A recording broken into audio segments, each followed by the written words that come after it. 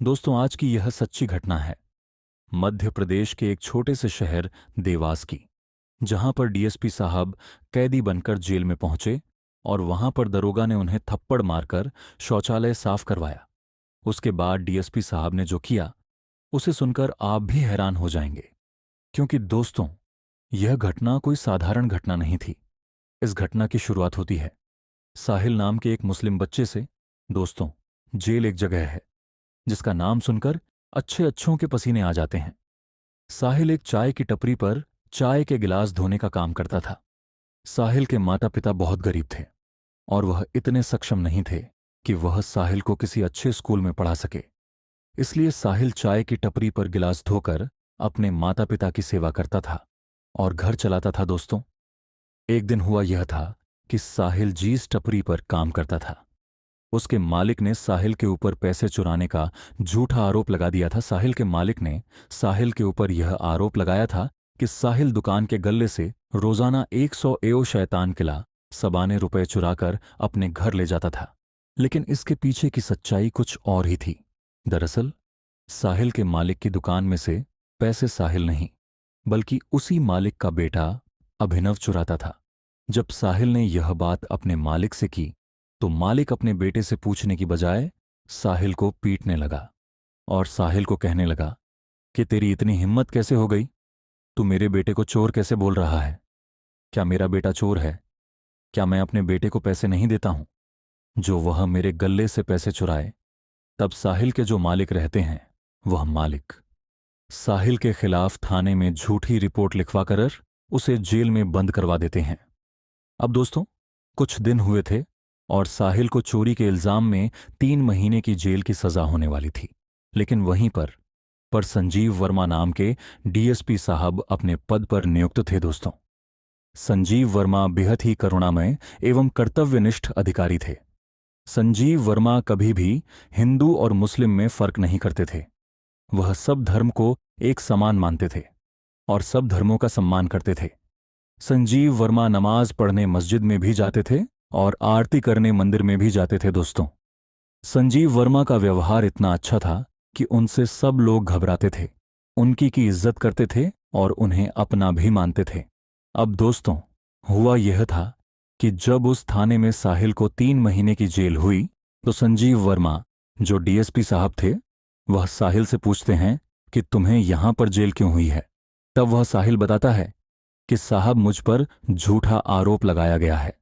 मुझ पर मेरे मालिक ने रोजाना RS&आच 2 रुपए चुराने का आरोप लगाया है, जिसकी वजह से मुझे यहां पर जेल हुई है। अब डीएसपी साहब को यह तो नहीं पता था कि साहिल के ऊपर सच में झूठा आरोप लगा है या सच्चा आरोप लगा है। डीएसपी साहब अपने काम में व्यस्त हो जाते हैं और साहिल को थाने में से निकालकर बड़ी जेल में भेजा जाता है। अब दोस्तों, कुछ समय बीतते गए और साहिल जेल में बहुत परेशान था। रोजाना जेल में वह बहुत रोता था, अपने माता पिता को हमेशा याद करता था। अब दोस्तों, साहिल के माता पिता इतने सक्षम नहीं थे कि वह साहिल का केस लड़ पाते और साहिल की जमानत करवा पाते और साहिल को जेल से बाहर निकाल पाते। क्योंकि दोस्तों, साहिल अपने माता पिता का इकलौती औलाद था और घर में कमाने वाला केवल साहिल ही था। दोस्तों, जब साहिल के माता पिता साहिल से मिलने जेल में जाते हैं, तब साहिल अपने माता पिता को बताता है कि यहां पर मेरे ऊपर बेहद अत्याचार हो रहा है। कुछ कैदी मुझसे रोजाना कपड़े धुलवा हैं, मुझसे झाड़ू निकलवा हैं, मुझे बेवजह मारते हैं, मेरा खाना छीन लेते हैं, मुझे चैन से नहीं जीने देते हैं। तब यह सुनकर साहिल के माता पिता बहुत रोते हैं और साहिल को कहते हैं कि बेटा, पता नहीं उस रब ने हमारे जीवन में कितने दुख लिखे हैं। अब दोस्तों, वह जो जेल थी, वह साधारण जेल नहीं थी। उस जेल में बहुत गलत काम हो रहे थे। नए नए कैदियों के ऊपर अत्याचार हो रहे थे, मादक पदार्थों की तस्करी हो रही थी। सभी कैदी अपनी अपनी गैंग बनाकर रहते थे और छोटे असहाय अकेले लोगों को देखकर उनके ऊपर भड़ासने निकालते थे, उनके साथ मारपीट करते थे। दोस्तों, जेल की ऐसी ही जिंदगी होती है। अब जब यह सब कुछ साहिल के माता पिता ने साहिल से सुना, तब साहिल के माता पिता उस थाने में जाकर बोलते हैं कि साहब, मेरे बेटे के ऊपर जेल में बहुत अत्याचार हो रहे हैं, मेरे बेटे को मारा जा रहा है। मेरे बेटे को खाना नहीं दिया जा रहा है। वहां पर हिंदू और मुस्लिम का भेदभाव किया जा रहा है। तब साहिल के माता पिता जीस दरोगा के सामने यह सब बोल रहे थे। वह दरोगा उनके माता पिता को धक्के मारकर थाने से बाहर निकाल देता है और वह दरोगा बोलता है कि तुमने अपने बेटे को क्या शिक्षा दी है? पैसे चुराने की जीस थाली में खाए, उसी में छेद करने की, जाओ यहां से। और आज के बाद यहां पर आना मत। जब 9 महीने बाद तुम्हारा बेटा जेल से छूट कर आएगा तब उसे जेल में ही लेने चले जाना।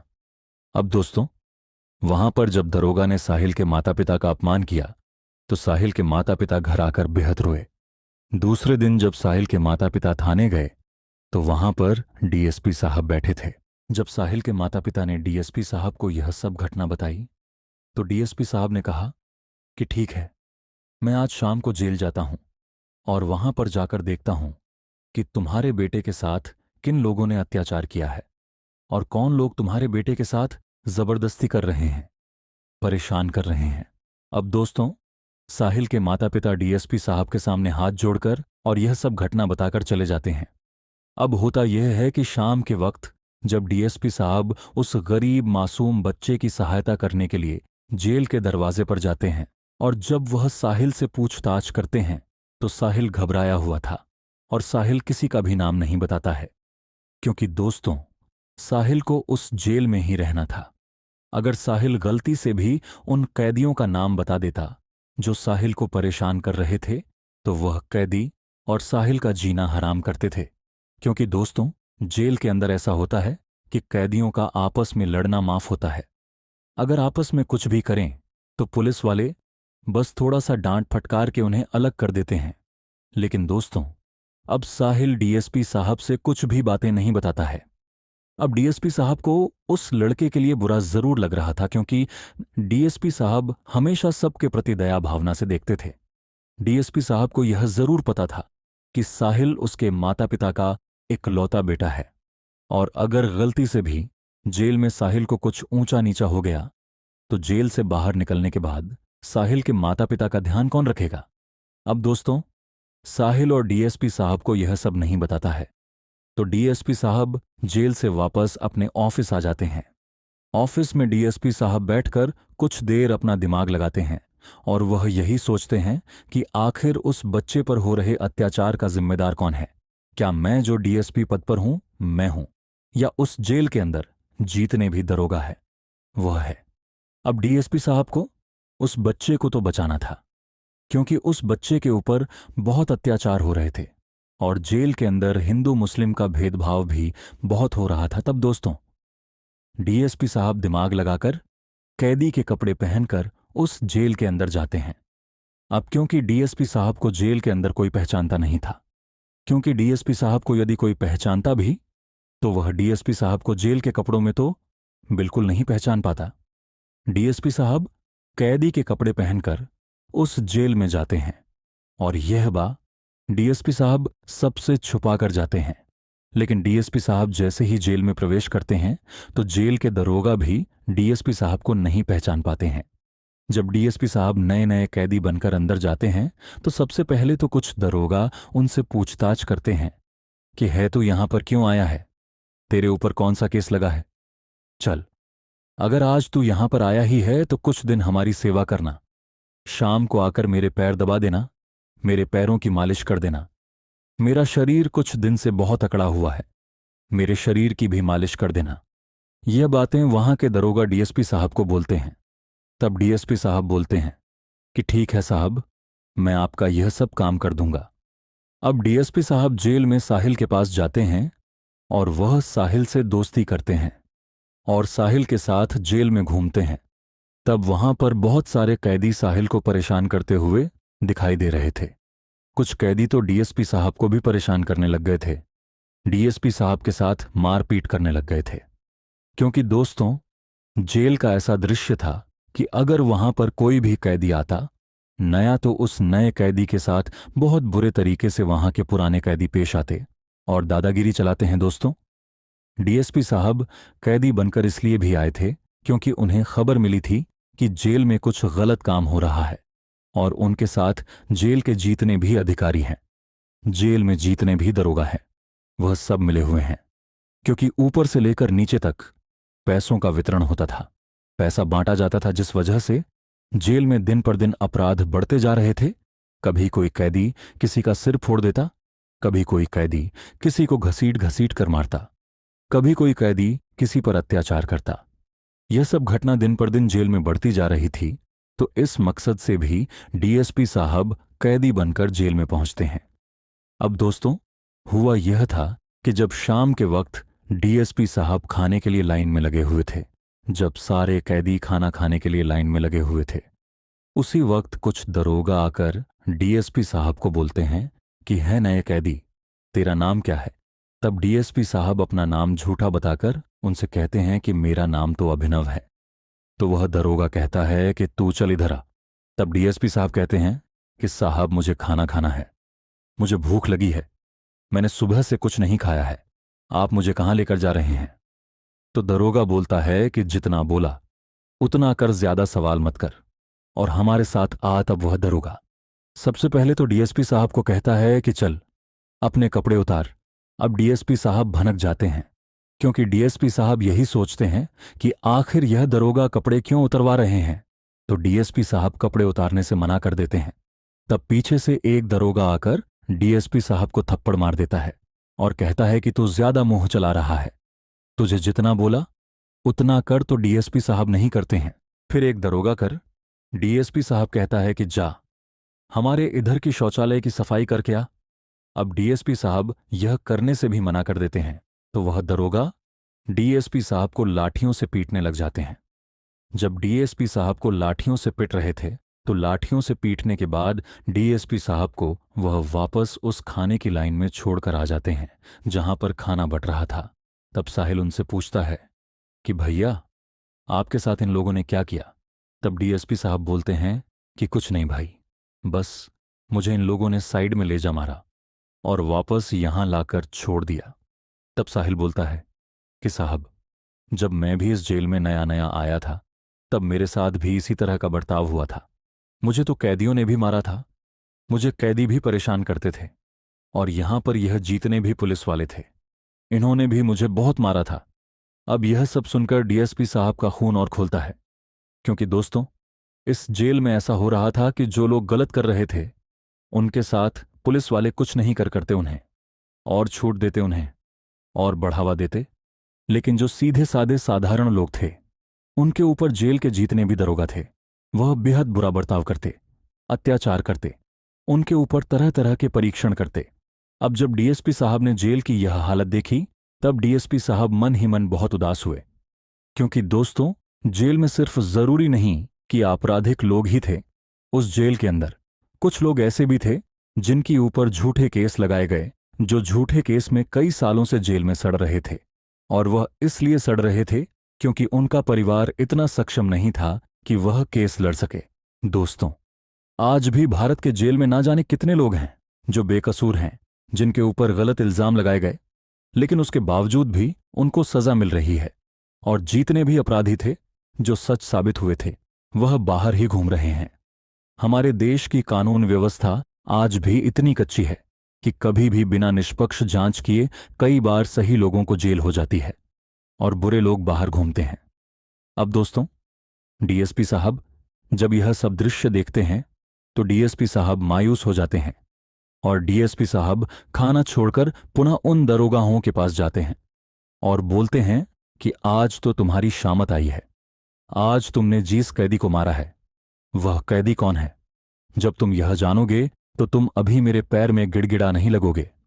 तो वह जितने भी दरोगा थे, वह डीएसपी साहब को बोलते हैं कि हे कहीं का प्रधानमंत्री है क्या तू, या कहीं का मुख्यमंत्री है जो ऐसी बातें कर रहा है, चल जा यहां से, वरना एक बार फिर से पिटाई कर देंगे। तब डीएसपी साहब वहां पर जोर जोर से हंसने लगते हैं और डीएसपी साहब उस जेल के जो मुख्य अधिकारी थे, जिनके अंदर सारे दरोगा जेल के काम करते थे, उस मुख्य अधिकारी को बुलाया। और जैसे ही उस मुख्य अधिकारी को डीएसपी साहब ने अपनी असली पहचान बताई, भाई यह दृश्य देखकर वहां जितने भी दरोगा थे, जितने भी कैदी थे, वह घबरा गए थे, क्योंकि उन दरोगाओं और कैदी सबको यह पता था कि हमने जिस इंसान के ऊपर गलत बर्ताव किया है गलत चीजें की हैं, मारपीट की है। वह कोई साधारण इंसान नहीं था, वह डीएसपी साहब था। अब डीएसपी साहब जब अपना असली रूप उन सबको बताते हैं तो सब लोग डीएसपी साहब के पैरों में गिड़गिड़ाने लगते हैं। और जितने भी दरोगा थे वह सब घुटने के बल बैठकर डीएसपी साहब से माफी मांगने लगते हैं कि साहब, मुझे माफ कर दो। मुझे नहीं पता था कि आप डीएसपी साहब हैं। अगर कोई हमें बता देता कि आप डीएसपी साहब हैं तो हम आपके लिए यहां पर बहुत अच्छी व्यवस्था रखते हैं। आपके लिए रोजाना बाहर से खाना मंगवाते हैं। आपके लिए टीवी वाला रूम आपको देते हैं जिसमें रूम, पंखा और फ्रिज सब कुछ हो।